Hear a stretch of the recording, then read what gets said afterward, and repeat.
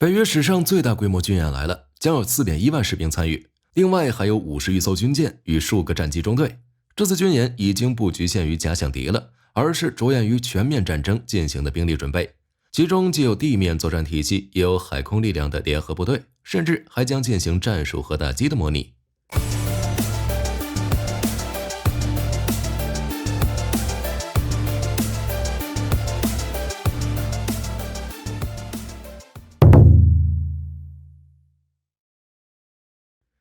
作为北约最大规模的演习，坚定捍卫者一般是3年举行一次。上一次演习的时候，也就是2021年。由于全球大环境的问题，导致演习规模大幅缩减。但这次演习不一样了，主要还是乌克兰战场的影响。北约想要对俄罗斯与白俄亮剑，所以这场演习的规模将是自冷战时期的战役重铸者演习以来从未有过的规模，并且还将在这场演习中根据真实场景测试北约刚刚制定的防御计划。在很长一段时间内，演习中假想敌被称为波蒂尼亚，这是一个威胁到北约东翼安全的虚拟国家，拥有虚拟的道路、港口和边界。当然，这个假想敌指的就是俄罗斯。几年前，由于克里米亚的问题，北约与俄罗斯的关系持续紧张，敌对的程度也越来越高，并且看不到改善的希望。虽然在原则上，北约并不想与俄罗斯爆发直接冲突，因为这不符合双方的意义，但在俄罗斯侵占克里米亚之后，北约认为损害了欧洲的安全协议，在经济制裁与政治孤立依旧无法让俄罗斯归还克里米亚的情况下，北约开始升级军事威胁政策。所以在2020年，北约签署了欧洲大西洋地区威慑和防御概念的计划，允许北约国家在黑海与波罗的海地区的军事威慑行动中动用战术核武器和网络攻击等非常规手段。用当时德国国防部长克兰普·卡伦鲍尔的话来说，就是必须让俄罗斯明白北约的决心是威慑俄罗斯战略的一部分。在这份文件中，俄罗斯也不再被列为可能的合作伙伴，反而成为北约最大的直接威胁。随后，北约又在此基础上制定了新的部队模式与新的防御计划。不过在演习中，北约的假想敌仍然不叫俄罗斯，而是名为奥卡苏斯。这是一个攻击北约并触发集体防御状态的东方军事联盟。坚定捍卫者军演将于明年春季在德国、波兰与波罗的海国家举行，预计将设计500到700项空战任务，将有50余艘军援、数个战机中队以及4.1万名士兵参与。值得一提的是，此次演习将首次使用真实的地理数据，为联队创造更加真实的场景。在演习中，士兵将看到处于真实边界的俄罗斯与白俄。之所以会采取这种方式，就是因为俄罗斯入侵乌克兰后对整个北约影响。这场演习也将被视为北约已经做好与俄罗斯开战的准备。此外，瑞典也将参与这场演习。在明年的演习中，故会上演一个特殊情况：敌对联盟在北约最薄弱的环节，也就是波兰与立陶宛陆地边界上不到70公里的苏瓦乌基走廊发动进攻。入侵者向波兰魏克瑟尔河推进，北约启动干预部队，数万名官兵在几天内做好作战准备。增援部队则是来自大西洋的美国。美军3个航母战斗群启程前往欧洲港口，战斗部队必须尽快从港口转移到作战区。在这个过程中，需要跨越2条河流。这场演习的高潮将出现在3月初，届时北约士兵将从2个方向抵达魏克瑟尔河。显然，这是为了预演俄罗斯抢夺苏瓦乌基走廊，这里是北约和波罗的海3国之间唯一的陆上通道，同时也是俄罗斯本土与加里宁格勒飞地的连接通道。这块飞地是俄罗斯最小的一个州。虽然面积仅有 1.5 平方公里，但却是俄边境最重要的领土。在冷战时期，就是苏联应对北约国家的重要战略要地。因为飞地位于波罗的海沿岸，还拥有波罗的海上为数不多的不动港，凭借这样的地理优势，成为俄罗斯非常重要的战略要地。对内扼守波罗的海海上交通要道，对外也能威慑相邻的波兰、德国、丹麦以及瑞典等国家。俄罗斯在这里部署了波罗的海舰队和导弹基地，近乎半个欧洲都受到其威胁。尤其是波罗的海3国加入北约后，该州更是成为波罗的海3国与北约国家之间联系的拦路虎。另外，使用真实世界的地理数据也是这场演习的一个亮点。这是冷战结束后，北约首次在军演中使用真实地理数据。这就意味着北约将根据实际的地形、气候、人口以及交通等因素，为北约联队提供更接近真实战场的环境。这样做的好处就是可以提高部队的适应能力与协同能力，并增强在复杂和不确定情况下的应对能力。以及检验北约指挥、控制、通信和侦察等系统的有效性和可靠性。这样的举动肯定会受到俄罗斯的强烈谴责，当然也只有谴责而已。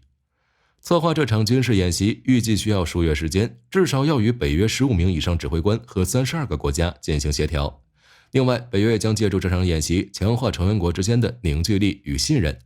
当然，最重要的一个原因是北约对欧洲安全环境变化的应对，尤其是俄罗斯入侵乌克兰的行动，让北约觉得俄罗斯是最重要和最直接的威胁。在俄罗斯附近增加军力部署，把重点从遏制任何入侵转移到全面防御盟国领土。自从去年2月份俄罗斯入侵乌克兰以来，这场战争已经持续了19个月，时至今日仍在进行战斗。乌克兰虽然凭借援助抵御了俄罗斯的入侵，并在6月份发起了大反攻，但到了今天仍未有巨大突破。看到这种情况，北约看在眼里，急在心里。这段时间，美国已经连接为乌克兰援助集束弹药、贫铀弹以及 F-16战机，就连陆军战术导弹都要送到乌克兰。从这里也能看得出来，北约希望乌克兰尽快取得胜利。如果乌克兰在战场上失利的话，北约将会直接下场。从2014年克里米亚危机发生后，北约就感到了危机，增设了一支2万人的先锋部队，同时还将北约反应部队的整体规模扩充至4万人。在俄罗斯入侵乌克兰后，北约首度部署和出动海陆空北约快速反应部队。在去年6月，北约秘书长表示，要将高度戒备部队的数量从4万人增加到30万人以上，将北约的重点转向重型军事能力，而不是轻型机动部队。在今年7月份的峰会上，北约成员国通过了新的地区防御计划，将组建一支能够对威胁做出快速反应的多国部队，也就是盟军反应部队。身处欧洲地区，尤其是与俄罗斯毗邻的这些北约国家，时刻都在担心俄军的入侵。尤其是俄罗斯入侵乌克兰之后，这也导致北约开始为可能与俄罗斯发生的军事冲突做准备。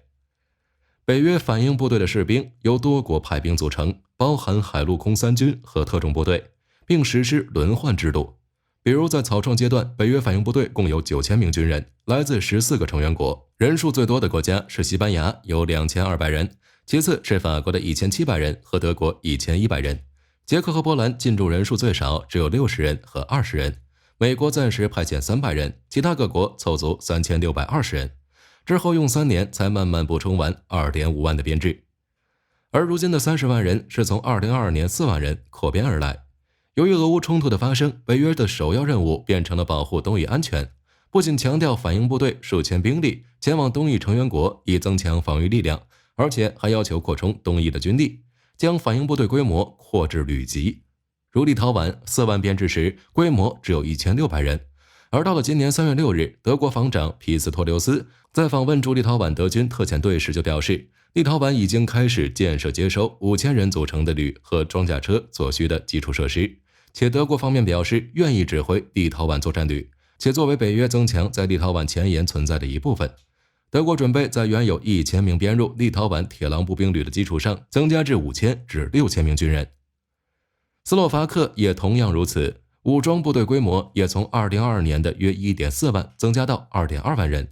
30万人看着很多，但北约现今有31个成员国，划下来一个国家还不到1万，更别说还有瑞典、乌克兰的拟加入。总的来说，这30万反应部队可分为2个梯队，第一梯队由大约10万士兵组成，这批部队包括来自波兰、挪威、爱沙尼亚、拉脱维亚和立陶宛的军事力量，可能还包括北约在东翼建立的多国战斗群。第二梯队的部队将作为支持力量进行部署，由剩余成员国在德国等国组建。身处欧洲并与俄罗斯相邻的一众国家，自然时刻担心俄罗斯的入侵，这种危机意识在苏联时期就已经存在了。尤其是在俄罗斯入侵乌克兰之后，使得这些国家已经开始为可能与俄罗斯发生的军事冲突做准备。这时候就有人说了，北约全面下场就不怕俄罗斯与北约开启核大战吗？诚然，核威慑在一定程度上是会阻止北约的直接下场，但也要知道，俄罗斯动用核武器的底线之一就是俄本土遭受严重威胁或打击。如果北约将战场控制在乌克兰范围内，保证战场不会进一步扩大，甚至是绝不触碰俄本土，那么核武器也只会停留在威慑层面。在了解这个底线之后，北约就可以控制整个战场的强度。北约高级军官表示，目前已经制定了作战计划，一旦未来决定介入俄乌，北约将在第1个月内向前线派出30万常备部队，后续会根据战场情况来决定是否投放更多的部队。所以，火力军觉得，在乌克兰无法坚持与俄罗斯的对抗后，北约亲自下场的概率也就越来越高。而这场军演可能就是北约在为正面冲突做准备。如果发生这种情况，对于俄罗斯来说可能会是末日般的存在。虽说俄乌两国的对峙线都在乌克兰境内，但俄罗斯的盟友白俄隔壁就是波兰、立陶宛等北约国家，所以俄罗斯与北约的对直线其实是从欧洲北部开始延伸，长度达到了3000公里。为了防备北约可能发动的进攻，俄罗斯与白俄必须在这3000公里的对峙线上部署大量防空系统与作战部队，同时还要建立一套可以最快抵达对峙线的后勤系统，这对俄罗斯的经济提出了很高要求。在这1年多的战争中，俄罗斯的军费开支已经达到了1300亿美元，而俄罗斯上半年的财政收入也才1400亿美元。所以火力军才会说，这场战争对俄罗斯造成了巨大的压力，但又不得不继续下去。一旦俄罗斯放弃了战争，北约的军事力量将会直接降临到俄罗斯门口。在2战时期，德国为了将战线推进到基辅附近，付出了200万人的伤亡。苏联为了阻挡德国进攻，也付出了巨大代价。如果俄罗斯战败，基辅将成为北约的桥头堡。一旦北约真的将部队部署到乌克兰境内，那么俄罗斯的一举一动都将被北约尽收眼底。毕竟莫斯科距离乌克兰仅有500公里，部署在俄乌边境上的导弹如果直接向莫斯科开火，俄罗斯的防空系统可能连开机反应的时间都没有。不过火力军仍旧觉得北约会将战火控制在乌克兰境内，因为这样才会保证不会爆发核战争。相信我，俄罗斯更不想进行核战。好了，本期影片就到这里，我是火力军，咱们下期再见。